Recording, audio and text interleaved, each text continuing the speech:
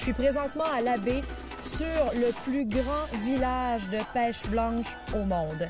Et je suis accompagnée d'un spécialiste aussi, le chroniqueur, M. Rémi Aubin.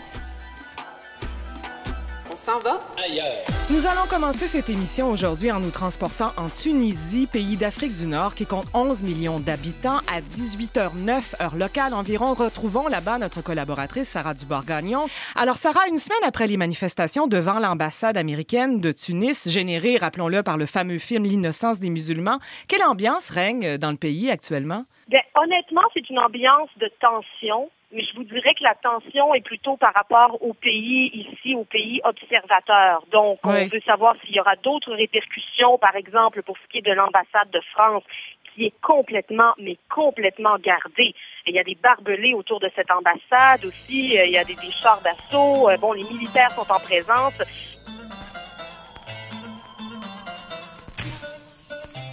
Salut, on est à Tunis, au skatepark de la Marsa. Juste à côté de la mer, en Tunisie donc, le berceau de la révolution puis du printemps arabe. En tant qu'observateur politique, pourriez-vous nous décrire ce qui se passe actuellement, disons, par rapport aux derniers événements qu'on a connus? Bien, la Tunisie donc, a vécu sa révolution le 14 janvier, des périodes d'instabilité bien entendu, mais par rapport aux autres révolutions de la région, n'a pas été une révolution aussi sanglante que les autres. Ils ont quand même perdu plus de 300 civils et policiers durant le conflit. Et après une période d'instabilité, il y a eu vraiment une volonté populaire de s'organiser et d'en venir donc à des élections démocratiques en octobre dernier. Okay.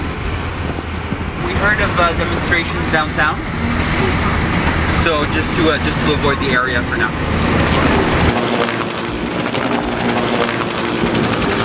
Enfin, Sarah, parlons de Lina Benmeni, cette blogueuse qui a été très importante lors de la révolution du printemps arabe. Vous l'avez rencontrée. Comment va-t-elle et que pense-t-elle de la situation politique actuelle? Lina Benmeni est une jeune femme qui a débuté par un blog d'adolescente qui parlait de nightclub. Et finalement, bon, elle a ajouté un point de vue social. Elle s'est mise à parler de politique. Elle a subi la censure. Vous savez, c'est la fille d'un homme qui a été aussi emprisonné dans les années 70.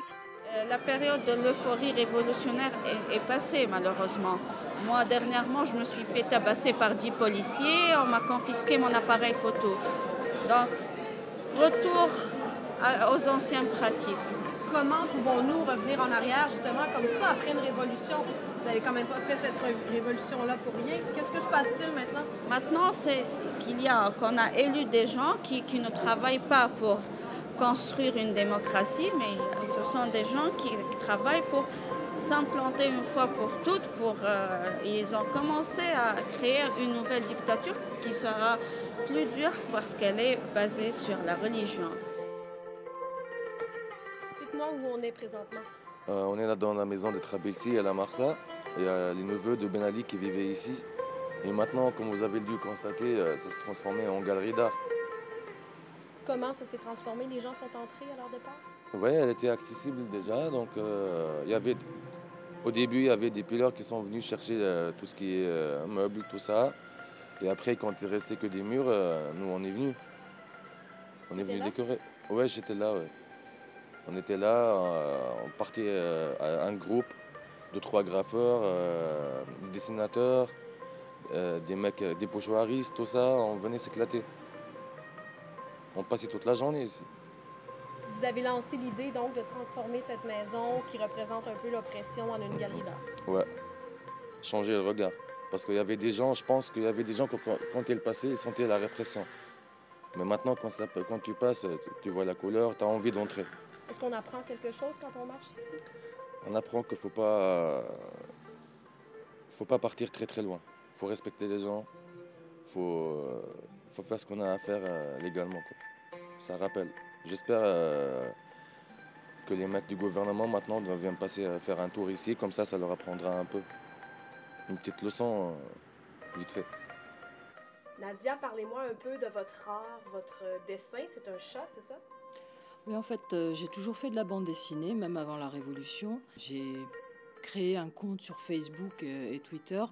La veille du 14 janvier, la veille du départ de Ben Ali, j'ai fait ça pendant son discours, son dernier discours, où il tenté de rester au pouvoir en nous promettant la liberté d'expression, la levée de la censure sur les médias, Internet, etc. Donc je l'ai pris au mot, j'ai créé le personnage et j'ai commencé... En fait, c'était destiné à mes amis au départ et ça a pris des proportions qui m'ont dépassé dans les semaines qui ont suivi, quoi.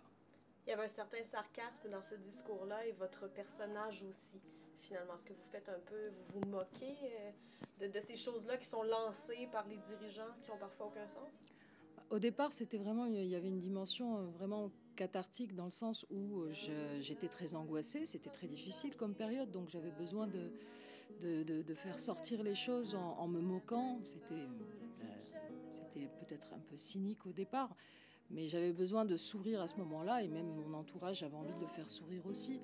Depuis, j'essaye de continuer à rester authentique, entre guillemets, dans le sens où c'est vraiment un témoignage, une sorte de chronique de ce qui se passe au jour le jour. Et c'est vrai que on est très inspiré avec tout ce qui se passe tous les jours ici. Moi, je suis personnellement quelqu'un qui croit que l'art a aussi ce rôle-là. L'art peut être critique, l'art peut faire avancer la réflexion, mais l'art doit aussi permettre à la réconciliation. Et si l'art peut accomplir ça en Tunisie, il sera un partenaire très, très important de cette transition vers la démocratie.